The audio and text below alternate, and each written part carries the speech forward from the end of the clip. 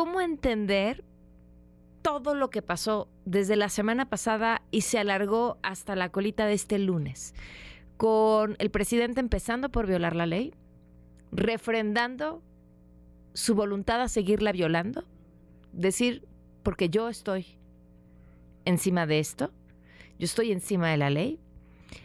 La reacción de quienes decidieron empezar a compartir teléfonos de el hijo del presidente, el vocero, la candidata a la presidencia, la otra candidata a la presidencia, y el discurso de hoy.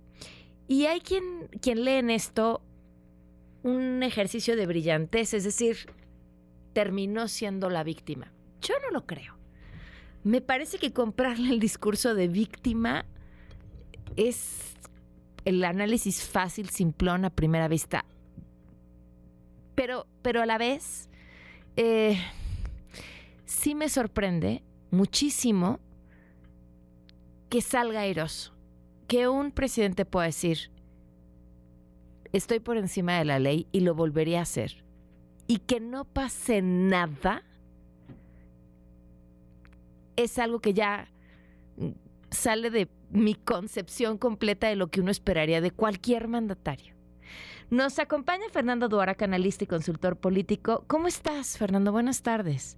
¿Qué tal, Pamela? Con muchísimo gusto estar otra vez en tu programa y te mando un gran abrazo a ti y a quienes nos escuchan. Qué gusto saludarte. ¿Tú cómo ves todo esto? ¿Dónde lo enmarcarías? Bueno, en primer lugar, creo que vamos a señalar dos coincidencias que tengo contigo. En primer lugar, lo que hizo el presidente es indecible con respecto a violar la ley, violar la privacidad de otras personas, y también coincido que no es un acto de brillantez en sí mismo. Sin embargo, obligados en realidad a entender por qué lo hizo y por qué se está saliendo con la suya para poder realmente saber cómo atajarlo. Ajá. Y si lo vemos con mucha seriedad y con mucho detenimiento, el presidente no dijo nada nuevo, simplemente hizo explícito su modus operandi a lo largo del sexenio. Es decir, viene implantando desde que ganó la presidencia un discurso moral. ¿Qué significa?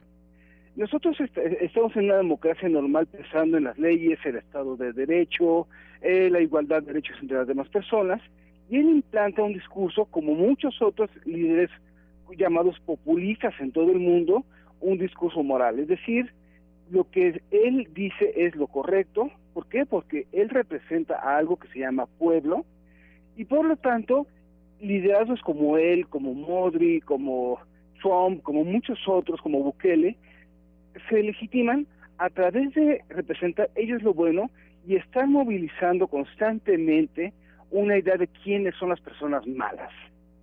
Y eso es simple y llanamente esto es una cuestión de manual del populismo. Y en ese sentido, el presidente o el gobernante, vamos a ponerlo desde un esquema más amplio, a la hora de representar al pueblo, su palabra, sus discursos, sus visiones, están por encima de una ley que ellos mismos consideran ilegítima. Básicamente, entonces, lo que dijo sí fue monstruoso, pero es algo que ya, es algo con lo que ha estado gobernando a lo largo de estos últimos años, en realidad. Ahora, ¿cómo llegamos a esto? Yo creo que fue culpa de Peña Nieto. Yo creo que todo fue culpa del PRI. En cierta forma, este tipo de liderazgos ganan en todo el mundo porque la democracia, o la democracia tradicional, vamos a llamarla de una forma para contrastarla con el populismo, es incapaz de tomar o de atajar problemas serios como serían la desigualdad, la corrupción o la inseguridad. Y se le van dando cierto plazo, cierto bono de credibilidad a esa democracia tradicional hasta que llega a un punto de colapso, a un punto de descrédito, y liderazgos como López Obrador ganan. ¿Por qué? Porque dan un discurso simple, un discurso entendible, y yo te puedo asegurar, creo que muchos de los votantes de Morena no votarían por Morena si supieran qué implicarían sus propuestas. Uh-huh. Pero votan por ellos porque los entienden. Pasaba algo similar en los análisis que se hacía el discurso de Donald Trump en campaña. Decían, el vocabulario de Donald Trump es el mismo que tiene un niño de cuarto de primaria o tercero de primaria. Y entonces cuando pues la gente te entiende, no importa si tienes o no tienes razón, te entiende, pues ya estás del otro lado, ¿no? Exacto. Y ahora, estamos también, gracias a este entorno, en un momento donde pesa más la emoción, donde pesa más esa idea de legitimidad, de buenos y de malos, que de la ley. Y lamentablemente con todo lo horrible que fue lo que dijo el presidente y las secuelas que hemos visto, esto es una cuestión, se puede decir, de manual en este tipo de entornos. Ahora, ¿cómo le podríamos hacer para que vuelva la ley a ser vista como el bien supremo en realidad? Y es cosa de comenzar en realidad a desarticular emociones. Y ahí es en donde el presidente ganó la jugada, es decir, si todo el mundo está emotivizado, si todo el mundo está radicalizado, entonces todo el mundo va a tratar de aplicar la ley del talión, que fue lo que sucedió con todas las filtraciones. Claro. Y lo que está haciendo simple y llanamente está aprovechándose de un entorno emocional del que él mismo es el primer motor, curiosamente. Y pues, si queremos nosotros superar esto, necesitamos ser un poco más inteligentes que el presidente. Yo no creo que el presidente sea un genio. Lo que sabe hacer lo hace bien, ciertamente, pero creo que ante este sentido, si el presidente lleva 5 años instrumentando un número muy limitado de líneas discursivas, un número muy limitado de tácticas, sería hora de que comenzáramos ya seriamente a pensar por qué funciona, cómo funciona, y tratar de entender que buena parte del funcionamiento del presidente está en la forma en la que recibimos ese mensaje.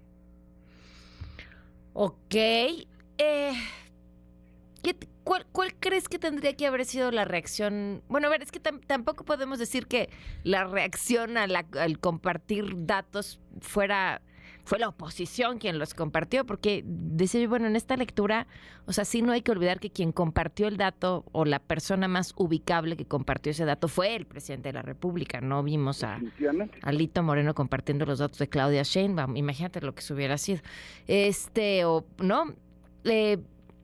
La oposición que tendría que comportarse dentro de los márgenes de la ley, y que si le quisiera ganar la batalla discursiva tendría que no ser emocional, ¿qué le queda? O sea, apelar al INAI y su investigación de 60 días. No, pero simplemente dar un ejemplo del contraste, es decir, si el presidente está diciendo todo el día a la oposición que es una oposición espuria, moralmente derrotada, el comenzar a reaccionar emocionalmente al presidente es reforzar al presidente. Claro, es darle la razón. Exactamente. Y obviamente, haya sido quien filtró todos los demás teléfonos, sea de la oposición o sea parte de la estrategia del presidente, obviamente lo único que genera es reforzar la noción de que la oposición moralmente derrotada movió esto, haya sido o no lo haya sido. Uh-huh. Y yo creo que aquí es un volver a retomar un nosotros colectivo. Es decir, no solamente reaccionar contra un presidente, sino que simboliza la oposición. Se simboliza un respeto, simboliza una legalidad, y debe empezar por mostrar eso en una defensa completamente imparcial a todo el mundo. Por ejemplo, el día de ayer vi un tuit de Frida Guerrera que decía, bueno, ustedes se quejan de una reportera del New York Times, pero nosotros hace un mes nos filtraron los datos de las 250 personas que estamos en la fuente y nadie dijo nada. Claro. Y yo creo que es comenzar a recordar eso, es decir, se quiere representar una alternativa, se debe de pensar en todos, en una nueva colectividad. ¿Por qué? Porque solamente reconstruyendo esa idea de que somos todos aquí en este país, nos guste o no, y estamos en el mismo barco, podemos generar una alternativa que pueda llegar a ser creíble. Híjole, y creo que das al clavo con esto, y me quedo con eso para cerrar, ¿no? La crisis en general que se tiene, no solo en México, sino en distintos lugares, es el de la credibilidad. Y cuando ya no crees en nada, puedes creer en cualquier cosa, Fernando. Entonces, bueno, pues veremos cómo nos pinta que parece ya violentísimo 2024. Así es, pero creo que aquí la única esperanza que yo te puedo dar, Pamela, es la responsabilidad empieza con uno mismo, ¿no? Claro. Cómo hacemos esto y cómo lo vemos, y creo que en la medida que cada quien asuma la propia, podremos reconstruir algo. Claro que sí. Y si quieren seguir a Fernando Dvorak, les doy su teléfono celular, Fer, tus redes sociales. Es @Fernando Dvorak en Twitter. Muchísimas gracias, te mando un abrazo. Igualmente, Pamela. 4:36.